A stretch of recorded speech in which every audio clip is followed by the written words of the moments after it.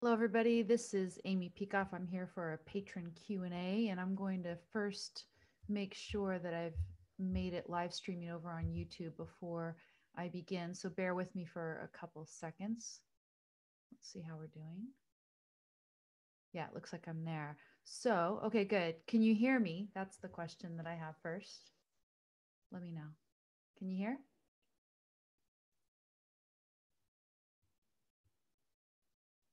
Okay, beautiful.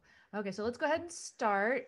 Thank you to those of you who are patrons over at Patreon. Those of you who are not patrons and you want to get in on the next Q&A, there's a link below this video on YouTube where you can find my Patreon account.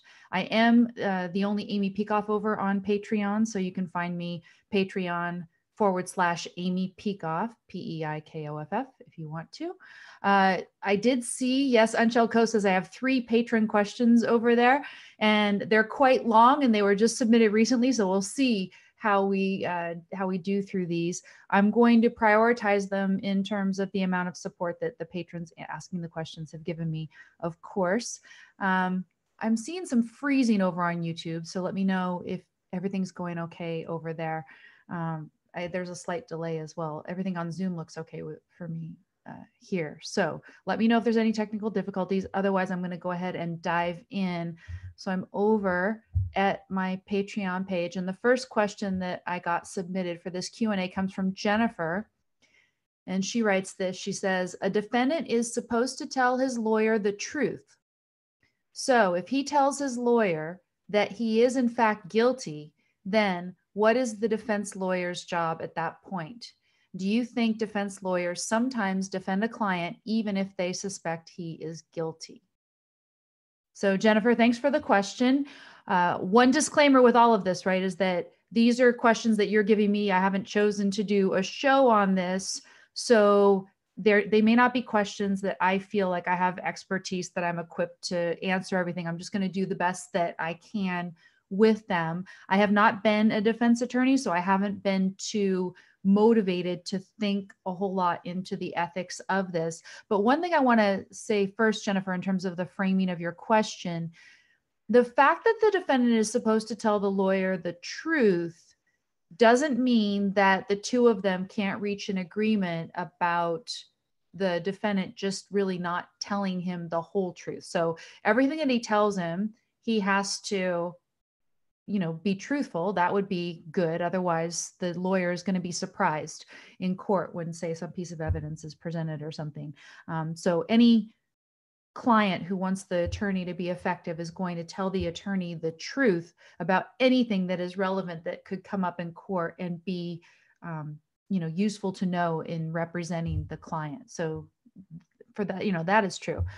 But I've heard of situations, and I could see a situation in which the lawyer says, hey, don't tell me whether you did it. Don't tell me. Leave all the question asking to me. You tell me the truth about what I ask you, but we'll just have this sort of don't ask, don't tell about whether he actually committed the crime. That's not mandatory, I think, even to represent, but that may happen in certain situations. I could see if you wanted to be a defense attorney, that you might find your job a lot easier to do if you did that sort of don't ask, don't tell scenario. Because what would be your job as you see it if you're going to go ahead and represent a client if you think that he is guilty? It is in order to make sure that the system has integrity.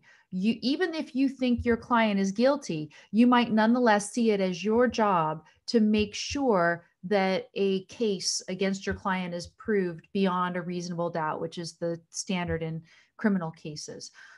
So even if you know or you suspect or you fear your client is guilty, you might nonetheless see it as your role to make sure that the prosecution puts forth a proper case. Why? Not necessarily for your particular client, but also for the integrity of the system and make sure that future defendants aren't treated unfairly. So there's that element. The other element is, even if you think your client is guilty, you would want to, for instance, make sure that the sentence that's given your client is proper.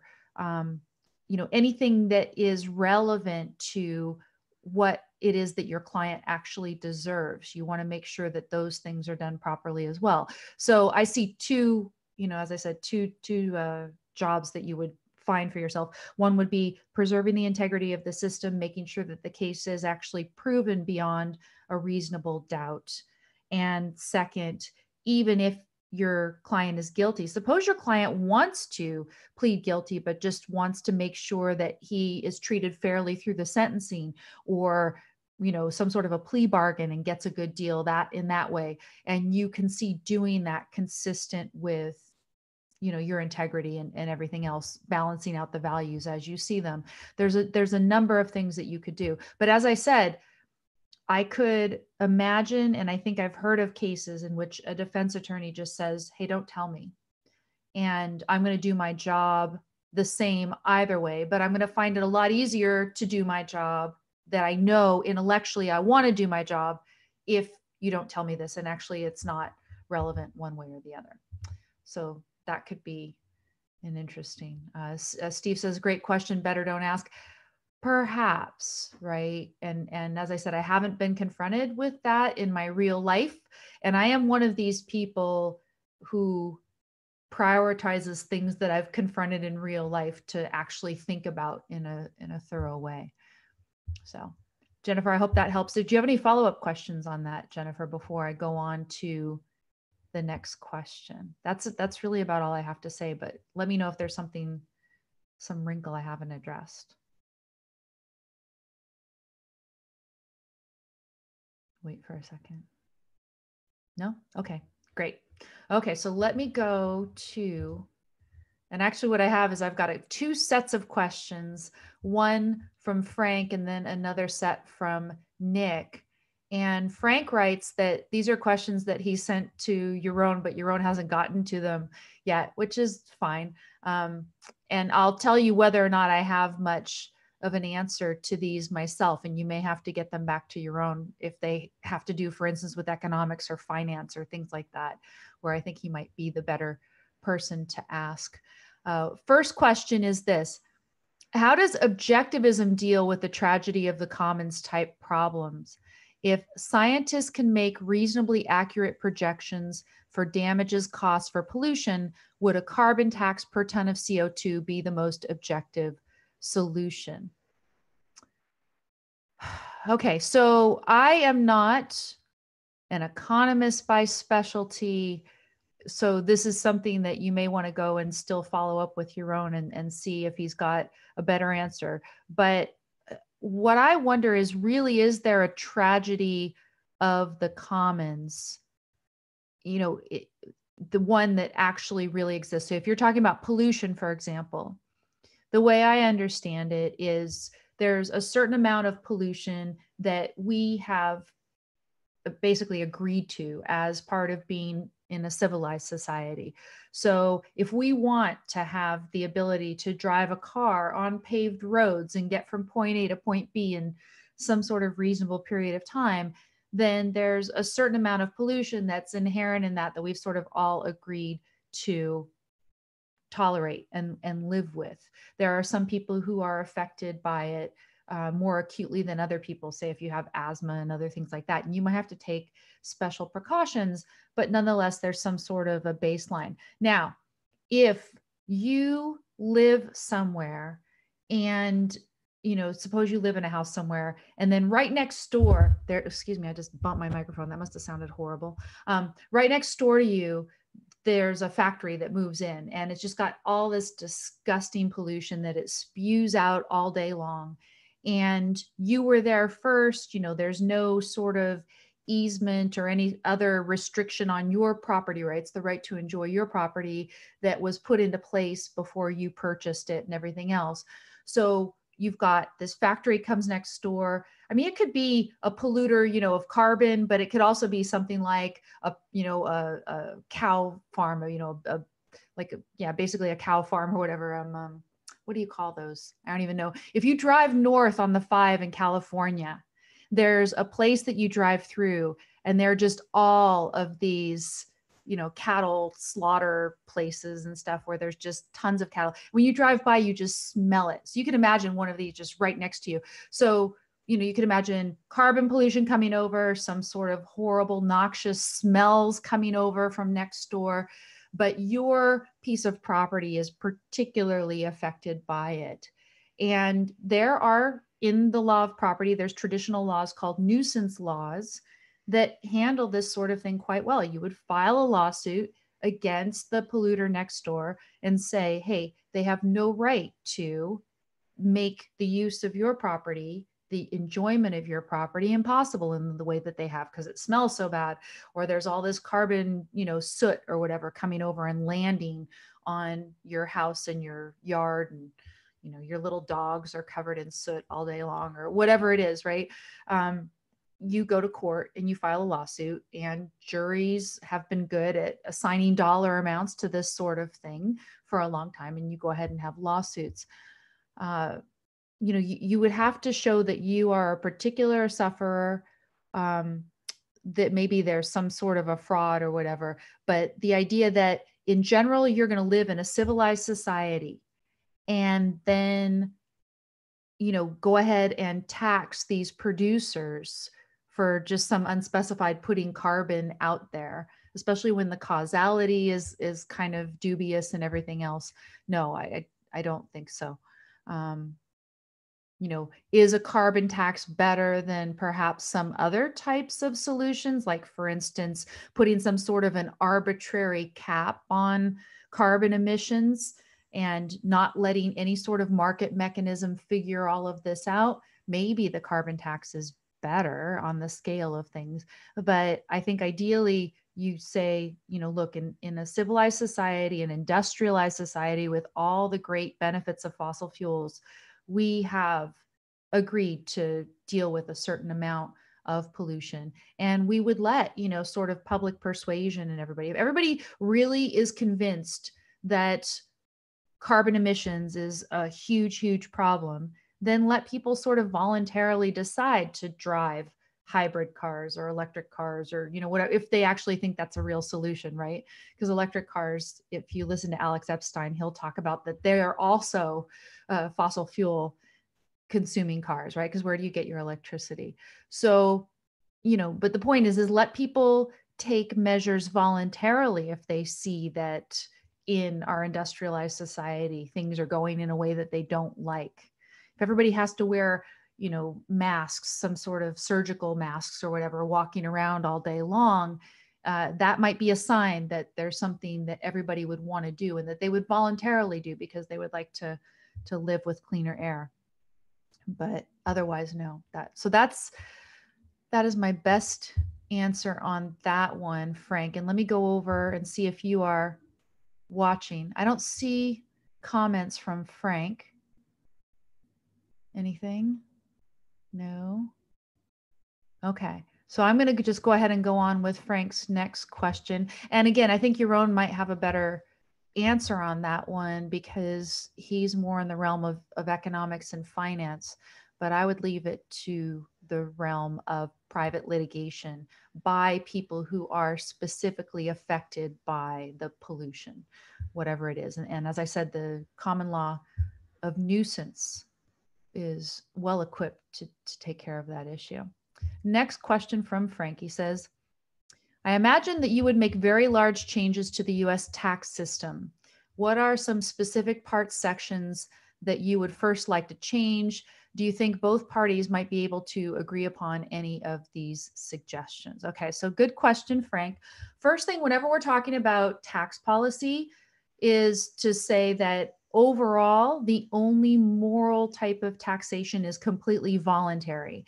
And for that even to exist, where you have nothing but voluntary taxation, we would have to win in the battle for public opinion and everything else to agree with us that basically any sort of involuntary taxation is theft, and that a proper society has a government that is limited to police, courts, and military, which could feasibly be funded by voluntary taxation. That is far down the road from now. So we need to, for instance, completely obliterate the idea of altruism as the reigning morality.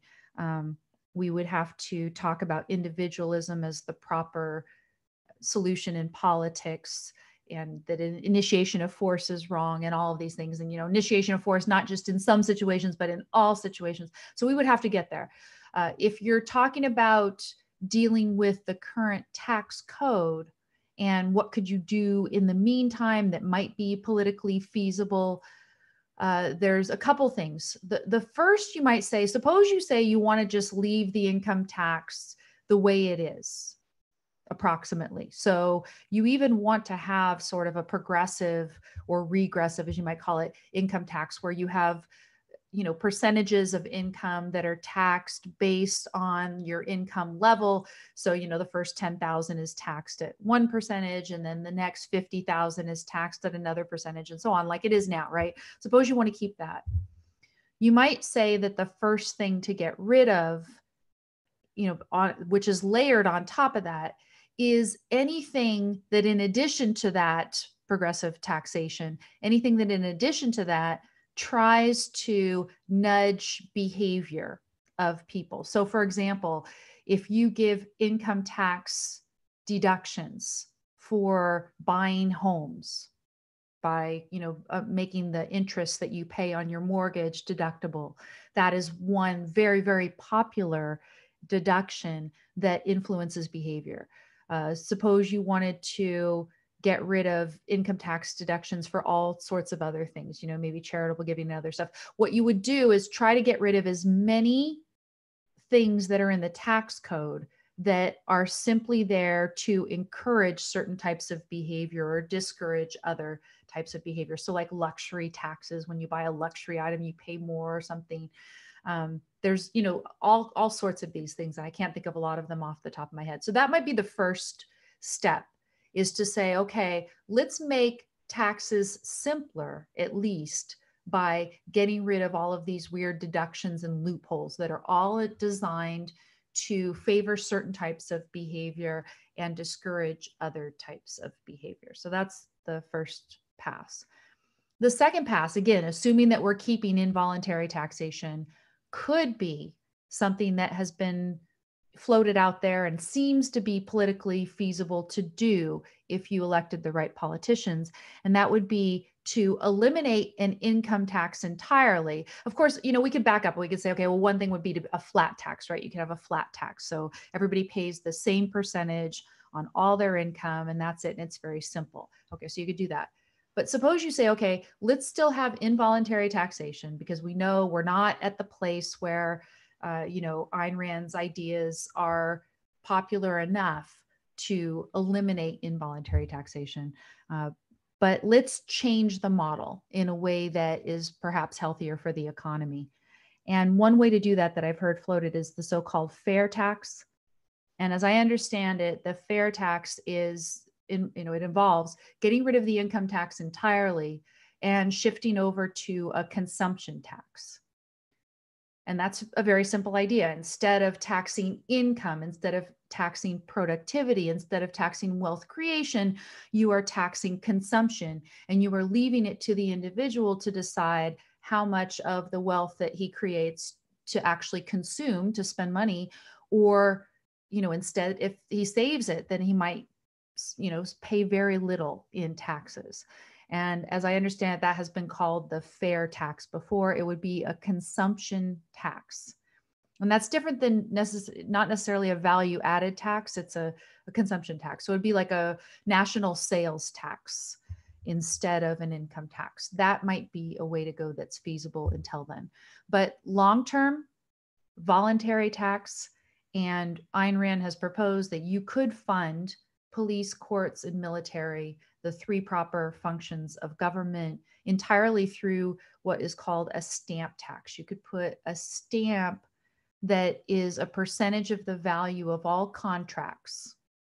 So Walmart makes a contract with a toy supplier or something, and that contract is a contract that Walmart or the toy supplier or both would like to be able to enforce in a court of law. And so they pay a percentage of that contract into a fund that is, sort of insurance. It says, okay, if there's a dispute between the parties, you are welcome to come and litigate that in a court of law. But if you haven't paid this, then you cannot. And Rand hypothesized that if you had something like 3%, that you could pay for all the proper functions of government and it would be voluntary. People still locally might choose, for example, to donate to their local police department and stuff like that.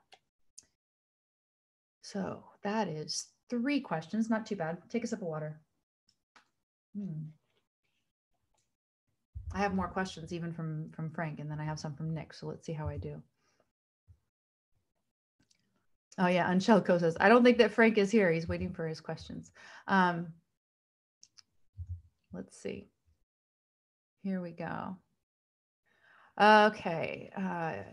Frank's next question is this. He says, is there an implicit contract that an individual agrees to in order to become part of society?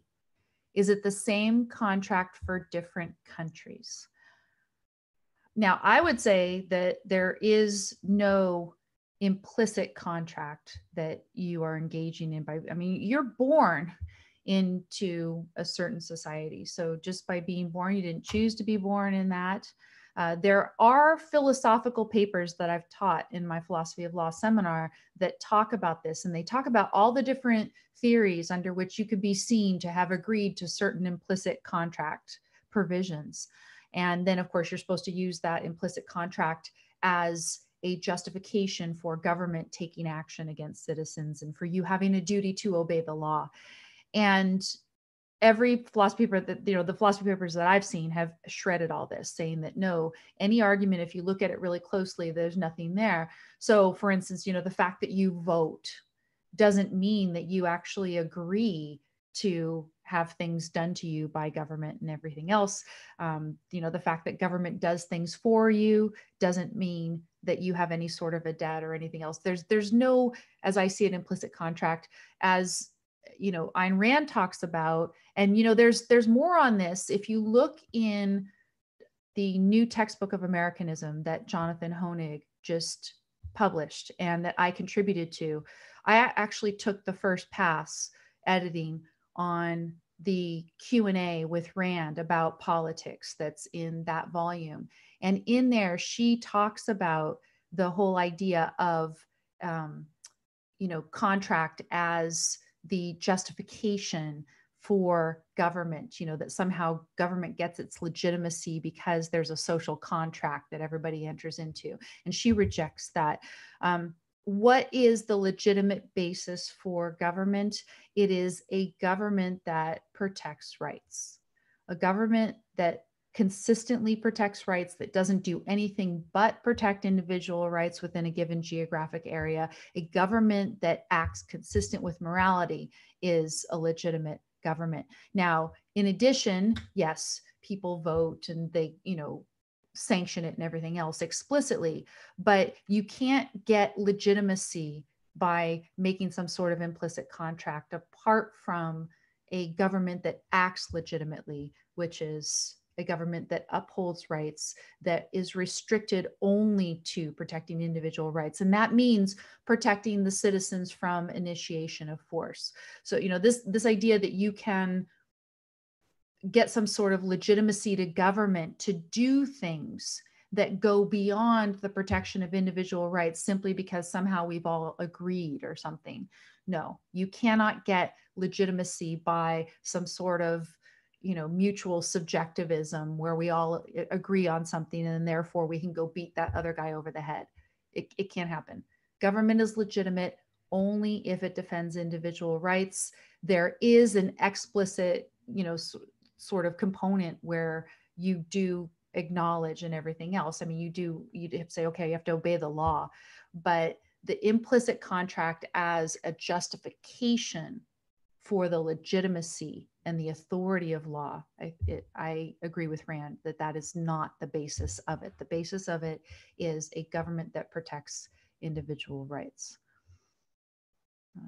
And I would say, yeah, that would be the same answer for every country. Now, you could say the method by which the different countries created a legitimate government, one that protects rights would be different, right? So here we have a constitution, and we've got a House and a Senate, and we've got a president. And other places they've got a parliament, and maybe they don't have a written constitution the way that we have, and things like that. So there are different procedural ways that you could go about saying, okay, we're voluntarily setting up the government, but the legitimacy of the government comes from the substance of the law that the government enforces. So I hope that that's a helpful answer. As I said, there's more, and I can't recall everything that Rand said about it because it's been some time since I've looked at it, but it's in that new textbook of Americanism. So I refer you to that.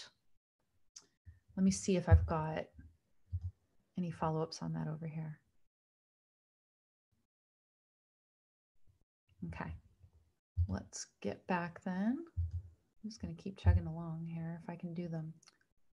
Okay, now we get to talk about abortion. And Frank asks, basically, do I agree with Yaron's summary of why he thinks that abortion is morally sanctioned under objectivism? And he is paraphrasing Yaron, and I'm going to just read it. So if Yaron doesn't think exactly this, this is what I'm being given, and this is what I'm answering. It doesn't matter one way or the other if Yaron and I have a slight disagreement about this, but this is how he paraphrases Yaron's position. Quote, "The woman is the rational being who has rights, while the fetus does not have any rights until being born. At birth, the fetus becomes an individuated being and therefore gains some unspecified rights that include the protection of the state. Therefore, the fetus does not have these rights prior to birth, and the mother can make the choice to abort the fetus," end quote. Do I agree with this? I would say yes. I'm going to give a bit of a wrinkle to it.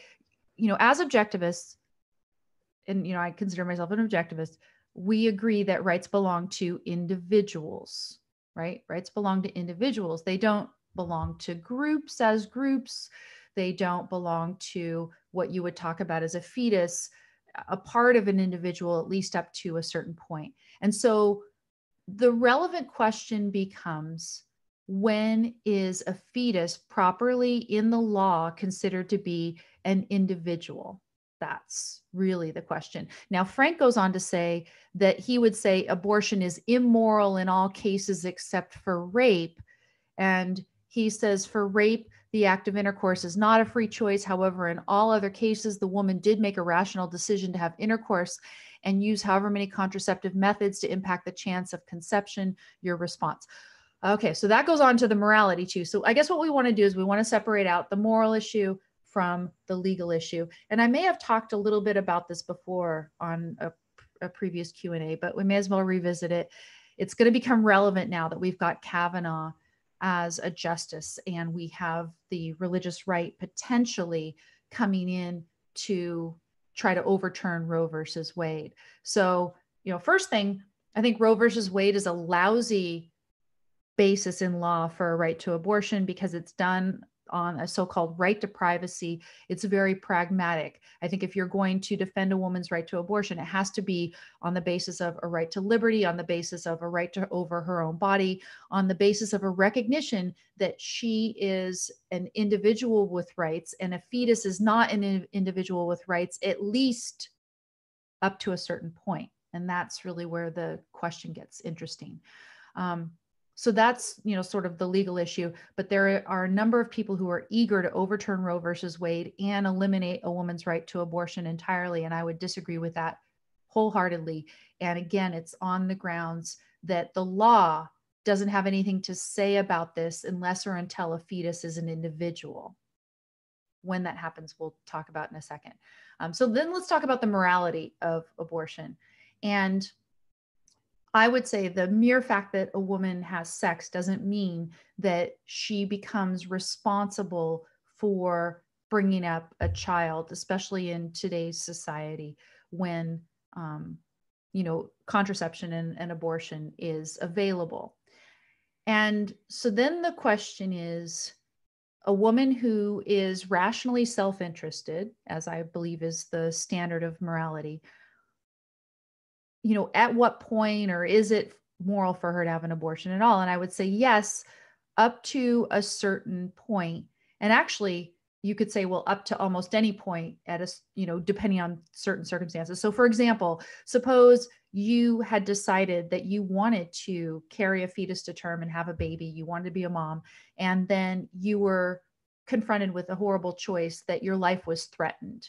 And so you want to have a late term abortion because otherwise, your health is at risk, or something, you might actually die from this. Maybe you could see in those circumstances. Another circumstance I could see a very late term abortion being moral would be you have done everything possible to screen for horrible genetic defects or even congenital defects, defects that make it so that the fetus doesn't have a chance of living any sort of a human life at all. Then I could see a late term abortion being moral. However, particularly today, first of all, you would say, if you are a woman today and you know that this, abortion is available as an option, you would want to make that decision as early as possible, even just thinking about yourself, right? So abortion is surgery, and it's a surgery that is more and more dangerous to you the longer you wait to do it. So if you think you want to do it, then it's in your interest to do it as early as possible. And if you know you don't want to have a child for sure, then you just say, okay, you do it as soon as possible. There are pills you can take now to force a miscarriage. And so if you know that you've got a reasonable chance of being pregnant and you know you don't want a child, then you take one of those pills and, maybe get some sick side effects or whatever, but you do that, right? You don't wait because, as I said, it's a surgery. Any surgery can come with complications and risks. Why would you do that to yourself? Second thing, suppose you think you want to have a child, but you don't want to have a child if it's going to have some sort of horrible defects, such that it has no chance of living any sort of a human life. And if you do some research into this, there are certain types of genetic defects that would have that consequence. There are other types of genetic defects that wouldn't have that consequence. So for example, being born with an extra sex chromosome is not going to destroy life, even though it's considered a genetic defect. The person has a perfectly good chance of a life. Maybe they're going to want to become a transgendered person, or they're going to be gay or something, but they have a perfectly good chance of human life. I would say if you want a child and there's a genetic defect that is screened, that doesn't interfere with your child's chance of having a good, normal human life, then I would say it's immoral to abort. Because again, you don't know when you're going to have a chance to have another healthy child. You don't want to have the surgery and everything else. If you want to have a child, why not do it? But suppose then you have this testing available to you. You know that if there's certain types of genetic defects, you think that you would not want to be a parent because it would be, horrible. It would be so painful emotionally. It would be so taxing physically for you to bring up children with certain sorts of defects and stuff. There is testing that is quite accurate that you can have that shows you such defects so early. Something like, I heard one recently that it's maybe 6 weeks, but for sure 10 weeks, 11 weeks, you can get testing that is just as good as amniocentesis that will give you that information at 10 or 11 weeks, which is quite early on. And so I would say if you are seriously wanting to have a child, but you want to know that your child isn't going to have these sort of serious life impairing defects, then you get the testing done as early as possible. And then if you discover that defect, of course, you would get the abortion done as quickly as possible. There's not just the physical consequences. Imagine the emotional toll of, you're carrying something that you think could be a child and probably some attachment forms and everything else. You don't want this to go on any longer than possible if the outcome is going to be that you have to lose the fetus to a defect, or that you want to have an abortion. It would be in your most, your best interest to do it as soon as possible. So that's the moral issue. And this is a tough topic. This is something where you know, women who don't make the decision exactly as I've just outlined, I might have sympathy for them because they have some indecision and reluctance in certain places, but it's the moral decision. And that's how I would sort of lay out the morality of it. Why until today isn't there a single book of, okay, we'll look at some questions after. According to her biographers, Ayn Rand had illegal abortions. I mean, if she did and she had decided that she wanted a career and she, saw having a child as too much of an interference with that, then that would be perfectly fine. And then we've got some other stuff in there that's not relevant to our topic. Okay, that's the morality of abortion. So I want to talk a little bit about the legal issue. So you see, there's a separate issue. So for me, I would say the moral approach to, if you're going to decide to have an abortion, first of all, you want to avoid it as much as possible at all costs. I mean, use contraception. And as I said, if you didn't use contraception and you think there's a reasonable chance of being pregnant and you don't want a child, then take one of the morning after pills and just make sure that you harm your own body as little as possible, and that you also don't develop any sort of potential emotional attachment when you know that you don't want to bring a fetus to term and you don't want to have a baby. So just take care of it as soon as you possibly can and apply that throughout. It is not moral, I think. It's not in your interest, and that's my standard for morality, to delay that decision. So that's the morality of it. What about the legality of it? Again, the legality of it depends on this question of, when does a fetus have the rights of an individual? And here's the question, right? Are you going to say, because we want a bright line, right? We want some sort of a bright line that we can draw.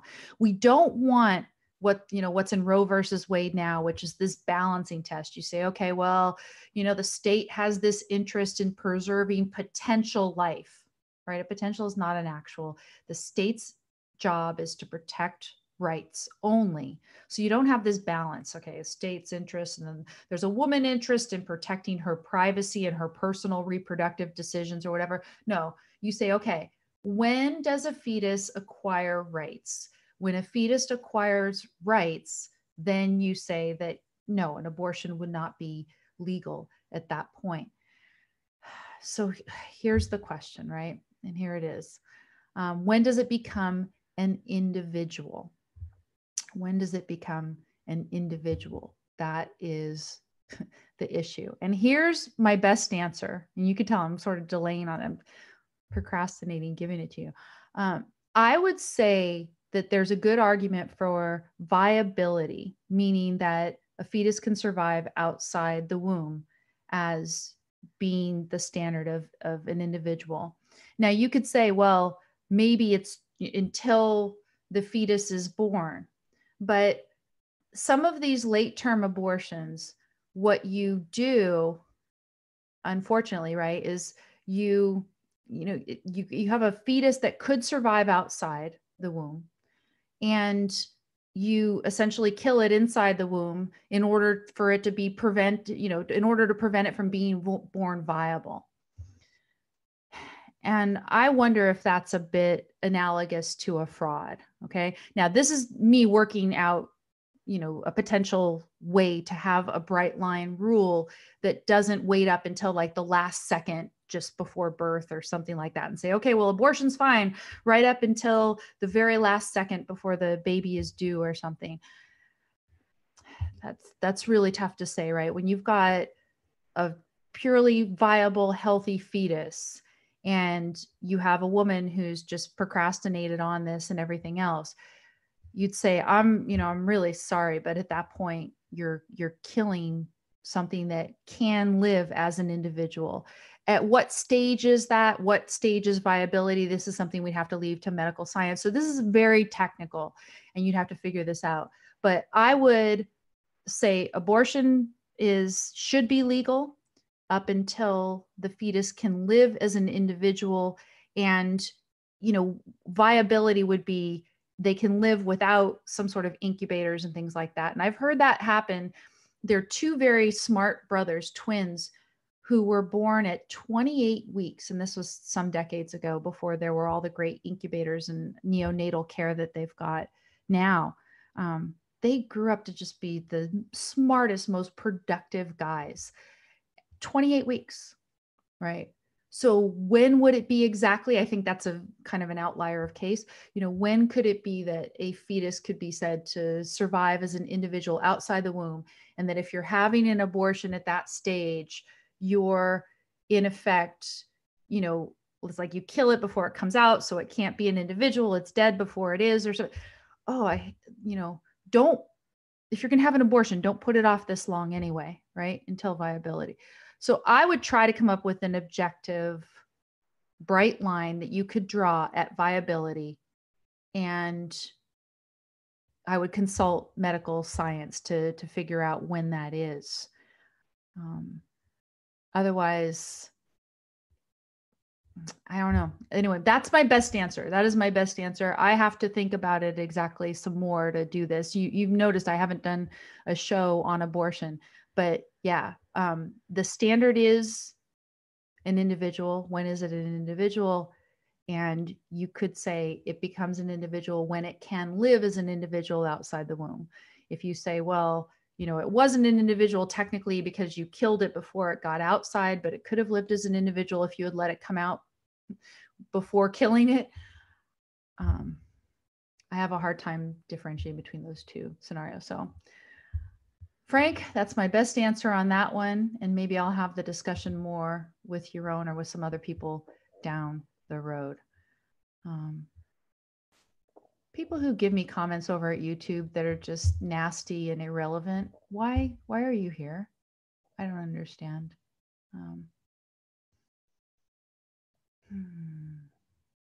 Josh over in the comments says, I've been struggling with the viability versus birth too. Yeah, I mean, we agree that the standard is individual rights. And if you say, okay, this entity can survive, it's capable of surviving as an individual at this point, on average, right? I mean, we talk about, for instance, adulthood, the age of majority. This is another topic that had come up before, age of sexual consent and all of this. When should people be able to be married and things? Those questions, you're drawing a line. You say, okay, say 18 is the age at which you can make a valid contract. You're drawing a line in a place where there are people who are much younger than 18 who are very mature and could be capable of making valid contracts. And then there are people who are older than 18 that probably should be never anywhere near a contract or signing a contract, right? I know those people. So, you're drawing a line based on some sort of state-of-the-art knowledge about when people are mature enough to form contracts and have them be enforceable in a court of law. Similarly, we'd say, okay, where can we draw this line as objectively as possible, given the state of medical science, as to when a fetus could survive, have a really good chance of survival outside the womb? Potentially, you could say, okay, unassisted by any particular medical technology. You don't have to put them in an incubator and everything else, okay? When would that be? I might be willing to draw the line there. That's, like I said, my best answer on that. You can see why I was hesitating to start giving that answer. So now I've got some technical philosophical questions from Nick. And it's interesting. I'm not seeing all the 3 questions, and that's what he had said. He said in an email, I guess, that he was having a hard time getting the first question to show up. So let me look and see if I can find the question. So Nick is on, and Nick, he said the first question isn't showing up. So here it is. Let me see if I can read it. Okay. And it's a long one. So I'm going to read this whole question, and then I might at the end have to say, I don't know the answer, because you posted them late enough that I didn't have a chance to read them before when I was preparing. He says, my question has to do with George Washington, Thomas Jefferson. I'm taking a class on Latin America. Question comes from the passage, although nearly at war with Napoleon's armies throughout Europe, England found the French army preferable to the enlightened Toussaint Louverture, while the United States only just free of its own colonial oppression, opted to ally with the colonial powers of England and France rather than give aid to Dominguez's anti-colonial struggle, etc. This is a huge history question that I'm not going to know any of the answer to. Okay. I'm going to have to refer this to someone I know who knows something about history, Nick. I'm sorry. So that's your first question. We're striking out here. I'm sorry. It's a very complex history question, and it's more involved than my knowledge. My history knowledge is deficient. So I'm sorry about that, Nick. How about this second question? I'm hoping to maybe get your second and third questions answered here. He says, second question is in regards to intellectual property rights. He says, from your show with Yaron on the consequences of pragmatism, you got a question on IP. He says, you said that one cannot copy and paste Atlas Shrugged, being it's a conceptual entity that has a set of original ideas and therefore one needs permission to distribute it. My question is, how do you prove that it has original ideas in a court and at that any book? You have Ayn Rand's Anthem, George Orwell's 1984, Fahrenheit 84, isn't it Fahrenheit 451? You put Fahrenheit 84, I think it's 451. You said, and all the dystopian books, how can one prove one author didn't steal some ideas from another in court? Okay, so good question here. And really the standard of originality for copyright is one that has been very well established through all of the litigation that's been done under this doctrine. It's got to be sufficiently original and unique, and courts have ways of drawing the lines. People go to law school and they take a whole course on copyright and they learn with respect to novels. Here are the big seminal cases and when something was seen to be original enough and not original enough, et cetera. I mean, just to take two of them, Anthem and Orwell's 1984, that I've taught side by side in a law and literature class, those two are quite distinct, as you probably know, Nick, right? Because in Anthem, the dystopia, because of the totalitarian regime, Rand envisioned that the dystopia would have to be very primitive, that you could not have all the technological advances that you have in Orwell's 1984 because there just isn't the brain power. People are not free to use their minds. And so you would see a regression. And in fact, they're using candles in Anthem, and the discovery of the electric light bulb is a huge deal. The rediscovery of the electric light bulb is a huge deal. By contrast, in Orwell's 1984, you see a highly advanced technological society such that, there's a screen in your room that's basically, in every room of every home, basically, there's one of these screens that's like a smart TV that we have today, but it's even more technologically advanced, maybe. I mean, I don't know how much those smart TVs can observe of a person. I haven't purchased a smart TV yet, but I'm gathering that almost any TV that you're going to purchase, like when you have to purchase a new TV, if yours is gone and broken down, almost any TV you're going to purchase today is like a smart TV.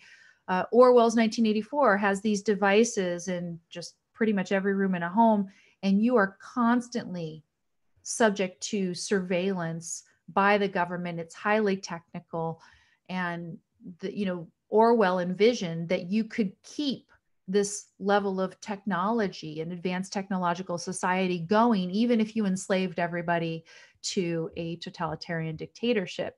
Rand disagreed with that. So I would say, yeah, both of those are sufficiently original. There is good reason to believe, at least circumstantial evidence, that Orwell had been influenced by Rand. But nonetheless, I would say that Orwell's 1984 would be copyrightable. It is quite different. It envisions that dystopia as a quite different type of society than Anthem.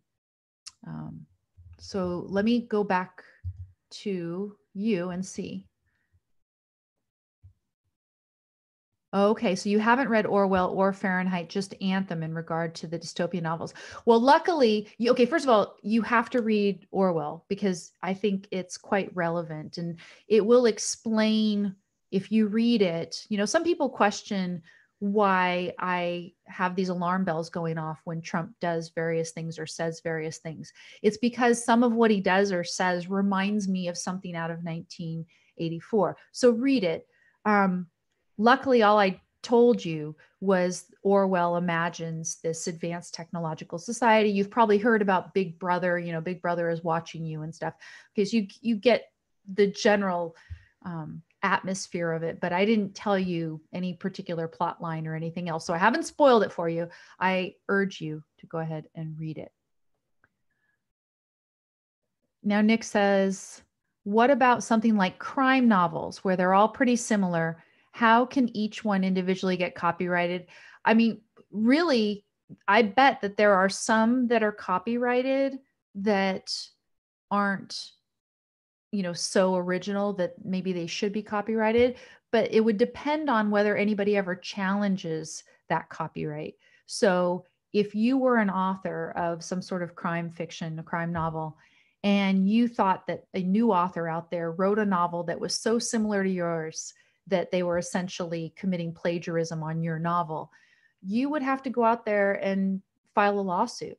And I bet a lot of this stuff isn't litigated. You see stuff coming up all the time, right? About songs. So one composer, singer, songwriter will sue another one saying, hey, they copied, this off of my song, and their song is really just, a rearrangement of something from mine. And I think sometimes songwriters do this unconsciously. They don't even realize that the song that they're writing was derived from something that they had listened to some years before or whatever. And all this stuff gets litigated. And what you've got to realize is this issue of originality versus copying in an unauthorized way off of somebody else. It's been litigated. It's also litigated with respect to not just the originality piece, right? So I write a novel and then you write a novel that's really similar to mine. And the question is yours original enough not to have been plagiarism, right? That's one issue to litigate. Other sorts of issues to litigate in the realm of copyright are fair use. What constitutes fair use? So how much of a novel can I quote if I'm writing a review of that novel that isn't, giving away the bulk and the essence and the plot twists and everything else? So making it so that nobody's going to read my book anymore because in your so-called review, you've published long excerpts of it to the extent that everyone's saying, oh God, I don't even have to buy that book anymore because there's so many excerpts in this. So what is fair use? Because there's a well-known doctrine in copyright that says in order to allow for criticism and First Amendment expression, we have something called fair use where you can quote from copyrighted material excerpts of a certain length. And how long is too long and et cetera. They have some guidelines, but it will depend as well about, when are you giving away the store? When, in quoting a certain length of excerpt. Katababa says, didn't they just do away with fair use in the EU? I don't know that for sure. You would have to ask someone like Adam Mossoff. But fair use as it is a limitation on copyright, and because the EU has actually given a lot stronger copyright protection, as I recall, than we have in the United States. A lot of times in the United States, our copyright law is playing catch up with the European Union. I'll give you an example. So as I recall, in United States now, the term of copyright is for the life of the author plus 70 years. And it used to be life of the author plus 50 years, and then we updated it. And we updated it to bring our law in line with the European Union. And I thought this was a really good development that we did this. And the reason is this, and this is not your question, Nick, but I like to talk about this because this is my own little idea about copyright that I don't get to talk about very much. But copyright, because it is protection by law, anything that exists is limited, necessarily limited. And so the question is, when do you draw the line? How long should copyright protection extend? It can't just go on forever and ever and ever. Eventually, the protection that you should get through copyright should expire. Nonetheless, the author, as the creator of the work, is entitled to some protection. So what's the proper length? The reason I like life plus 70 is 70 years is not quite now an average life expectancy, right? It's less than an average life expectancy, but it's close to an average life expectancy. So an author who has actually created something that's valuable can use the value that he's created to better the lives of any person that he has met or become aware of during his lifetime that he cares about.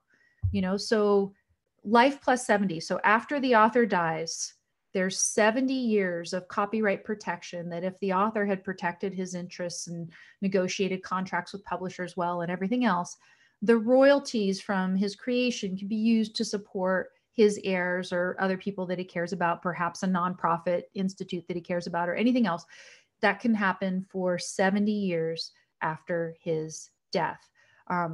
After that, it is less likely that the beneficiaries of the value that he has created are people that he actually knew and cared about during his lifetime. Why? Because it's longer than an average lifespan after he died.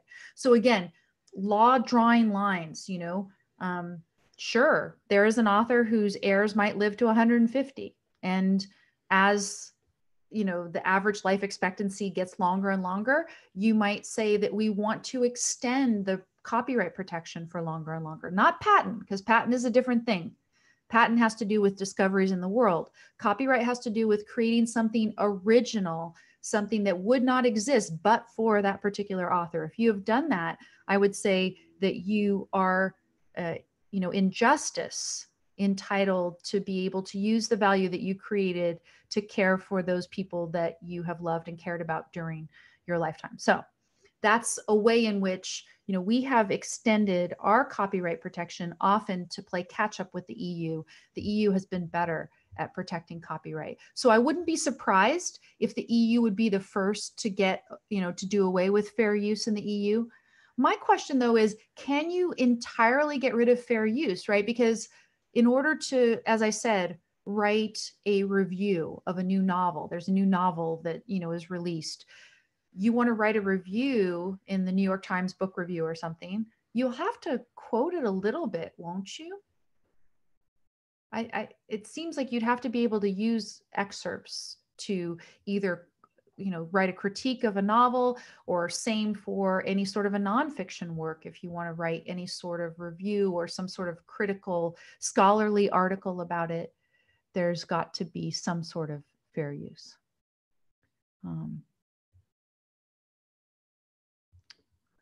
So Nick follows up, says, after Rand dies and 70 years passes and pretend there's no Ayn Rand Institute. Now that's really a different question, right? So 70 years after Ayn Rand's death, then there is no copyright protection for her novels. So for example, people can do, reproductions of them, printings, reprintings and stuff of them. They can make translations that don't have to be authorized, and all sorts of things can happen, right? After that. The other thing you could say, well, 70 years is long enough to preserve the actual heritage of what the novel itself actually says, right? So the integrity of the work is preserved during those 70 years too. That's another aspect of it. And that's a good thing. After the 70 years, who knows what they're going to do? They're going to have like Atlas Shrugged the musical with some nihilistic, whatever the hell, who knows? And that would be horrible. Pretending there's no Ayn Rand Institute is another issue. The Ayn Rand Institute isn't necessarily about preserving a copyright. That, it's about spreading her ideas. And I could see a validly organized and missioned, as you would call it, what is the mission of the Ayn Rand Institute? If it's got a valid mission and it's organized well and good people and everything else, it could go on for centuries, and do a lot of good work. So those are different issues in my mind. Let's see what else we have. I've got one more question from Nick that I'm going to try. This one's on Immanuel Kant. So let me take a sip of water, see if I can do this.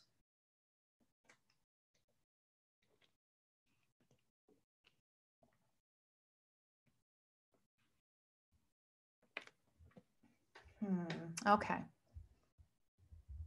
Jordan Peterson, in his debate between himself and Sam Harris, said that it would be great to have objective truths in law and morality, but because, and he said, quote, because of Immanuel Kant's a priori, we can't have those. And the question is, can you give me a coherent answer as to why a priori is wrong or doesn't stop us from getting objective truths and morality? The question may have flawed premises, as I may have sanctioned a priori. No, it doesn't have any flawed premises. The question is, can I give you a good answer about this without thinking about it for quite some time? When I taught Kant at the Air Force Academy many years ago, but I taught the ethics. So we read a small volume by Kant called The Groundwork for the Metaphysics of Morals. And at a certain point, after I'd taught it a number of times, I used to love just standing up and talking about Kant's ethics.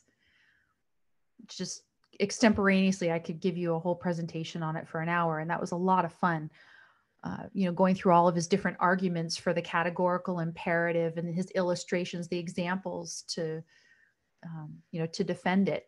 But this is from his epistemology. Okay, so Kant thinks, right? Kant thinks that there are certain things that we get a priori, and he calls them categories. So there's certain things in our mind that impose a structure on what we perceive. And he says, well, we can't know things in themselves. We can only know things as they appear to us. And there are certain ideas that are given to us and certain structures that are given to us a priori. And so that there is no objective truth or law or morality. And the pragmatism that Jordan Peterson ends up promoting comes out of that eventually. But it's really interesting because I was thinking about it actually earlier today, but I see Jordan Peterson as kind of circling back and giving a little bit of a mystical cast to the, sort of altruist slant and the pragmatist slant and stuff that had been purely secular before. So, Kant is seen as, sort of obliterating reason to make room for faith. And Kant is seen as the figure who has secularized altruism. So the ethics of altruism, the ethics that says that the good is something that's done out of duty and done for other people, that anything done for yourself is either amoral or immoral. That the moral is to sacrifice yourself for others. That's altruism. That ethics had been brought down through Christianity. And at a certain point, it wasn't going to be tenable unless it was secularized. And Kant is often credited in objectivist writings as well with secularizing the Christian morality, and eventually then giving rise to pragmatism. The interesting thing about Jordan Peterson is that Jordan Peterson then goes back and sort of hints at the religious as the basis for ethics again, but he ends up having a pragmatic conception of truth and law and morality. So what is the answer to this? The answer to this is to show that the fact that we have consciousness and that our consciousness has a particular identity to it. So for example, we see in a certain way, we see in colors, we perceive, the light as it bounces off of objects, and that gives us an idea of depth and length and height and width and all these things. The fact that our sense organs allow us to perceive these things. And then of course we can verify by putting, I'm putting my hands on the computer now, I see something that's a rectangular object, which is my laptop screen, and I can verify that it is by feeling it and everything else. The fact that our sense organs have these identities, that we perceive the world in this way, doesn't mean that we are not actually perceiving things the way that they are. The fact that our sense organs have identity in essence doesn't make them invalid. The one who does a really good presentation of this that I will refer you to is Leonard Peikoff in OPAR, when in the first few chapters, he's talking about the basis of objectivist metaphysics and epistemology, and in particular, the nature of human consciousness. The big answer to this is, the fact that consciousness has identity doesn't make it invalid. And if you think about it, what is the demand for this, right? They're saying, okay, well, our consciousness has identity, and so therefore we can't know things in themselves, and there's certain things that we're given a priori. We're not given anything except certain nature of perception a priori. It's not conceptual content that we're given. We are given that we see things in color. We see things, we can actually, perceive the texture of things and everything else because of the way that light bounces off of certain objects. These are things that are in the structure of our consciousness. The other thing about us is that our consciousness is an integrating mechanism. So, for example, we will form language. We will integrate things into concepts that we will denote with words. Our consciousness is an integrating mechanism. It will make integrations. It will perceive similarities and differences. These are things about the nature of our consciousness. None of these are truths a priori. We're not, for instance, forced to form a concept in a certain way. We have the option to form it correctly or incorrectly, and then we can go back. We have free will, and we can change it. So it's really denying two things, because Kant has the assertion that because our consciousness has identity, it is therefore invalid. And what you need to do is look at the nature of our consciousness, realize that our consciousness doesn't impose errors. It doesn't prescribe any particular conclusions about what we perceive, that it is our job to untangle the data that comes in and form concepts and draw conclusions and principles and everything else based on it.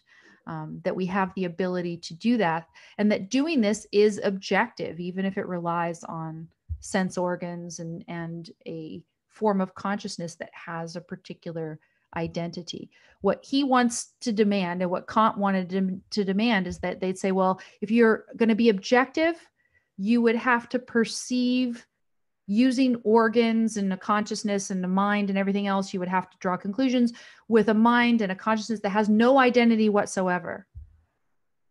But everything that exists is something in particular.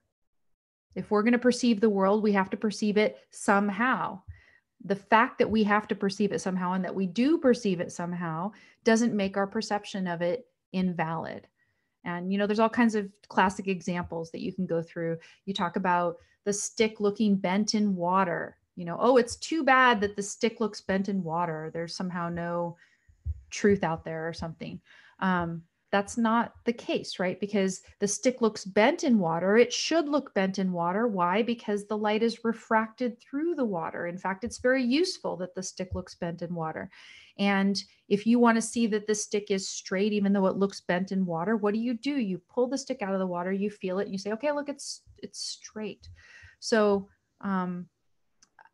that's, that is the sort of layman's off the cuff answer.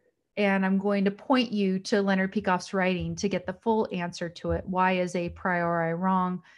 We don't get ideas a priori. We do have certain ways that we perceive the world, but that's inherent in any sort of sense organs, any sort of mind that's going to comprehend the world. We do think in concepts and we do form principles. Our minds are naturally integrating mechanisms, but that does not make them invalid. It doesn't mean that we are not perceiving things as they are versus things as they appear. That's about the best I can do with that technical question off the cuff.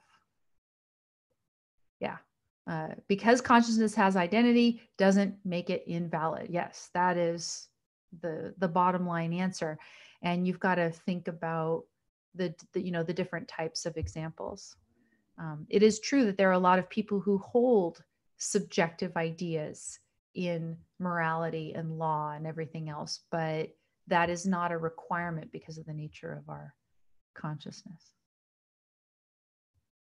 Yeah, sorry if it's, you know, who could give you, if you have Greg Salmieri or Onkar Ghate off the cuff, you would get a much more organized answer than that. But hopefully that gave you enough of the indication of the answer. And if you want a rigorous, thorough, organized presentation, go to Leonard's book. And also Rand's, you know, Rand has the Introduction to Objectivist Epistemology that can help you in that regard as well. And there's a Q&A, an extensive Q&A in the back of it that might provide some helpful answers as well. Can we do other questions with the philosophy of, oh, can the fourth question be when is the philosophy of law course? So I've got a couple of irons in the fire out there that I'm waiting to see how it all comes out before I decide what to do about teaching online courses. And I'll let you know as soon as I do. I'm sorry. I wish I could give you a quicker answer on that one, but I can't. So everybody, I'm going to say thank you unless there are some other questions here. Katababa says Kant is like a modern Plato, right? Yeah, exactly. So Kant is just in the tradition of Plato saying that we don't see things as they are. For Plato, you know, Plato had the myth of the cave where our perception was just of shadows on the wall, right? So we saw the shadows on the wall. The shadows on the wall were cast not by even real objects. They were cast by models, fake objects and those objects were copies of things that existed in the real world, which was the world above the surface, right? So there's some deep, dark cavern that we're all in, and we're all tied and we're staring at the wall in the cavern, and there's these shadows on the wall, and that's all we can see according to Plato. We cannot see things as they are. Kant had a very different way of describing that state where we can't perceive things as they are. We can only see things as they are presented to us. So yes, in the tradition of Plato. Jay says, I theatrically recite lengthy excerpts from Galt's speech publicly, having memorized over the first 100 paragraphs out of 296. Am I a plagiarist? And so here's the thing, right? So if you were making a video recording of it and mass distributing it and making money off it, I think that would be different. You know, we could think of an analogy. As I understand it, in copyright for music, Jay, there's this issue of somebody performing somebody else's song live, and that's not a copyright violation. So you'll see on YouTube just a ton of covers of people's songs, and somehow that's allowed. So maybe not. It's not like you're trying to sell it as a book, and you're not trying to make big money charging admission and other sorts of things like that. I don't know. That's a tricky question. I would probably ask permission to do something like that myself from an estate, just from a moral perspective. But is anybody ever going to litigate that unless you're making serious money doing it? I don't see that that's true. And somehow in music, I think they've litigated that it's fine to perform somebody else's stuff. So any other questions? I'm scrolling through the chat at YouTube. Thanks everybody for tuning in live, by the way. Any other questions before I go? Yeah, no, everybody's talking about Plato and Kant now. Okay, well, thank you. And thank everybody for the questions. And let me check one more time in my email just to make sure that I hadn't gotten any questions through my blog. I was also fielding questions. I was open to fielding questions to supporters. And that is, okay, let me look. Yeah, no, I don't have any from my blog. So thank you, everybody. Thanks to the patrons over at Patreon. And I'm going to see you guys tomorrow because I've got Yaron Brooke. We're going to do a Yaron and Amy show. And then Wednesday, I'm planning on doing a news sandwich as well. So you're going to see a lot of me in the next couple days this week. Okay. So take care, everybody. I will end the meeting as it's called here on Zoom, and I'll see you tomorrow.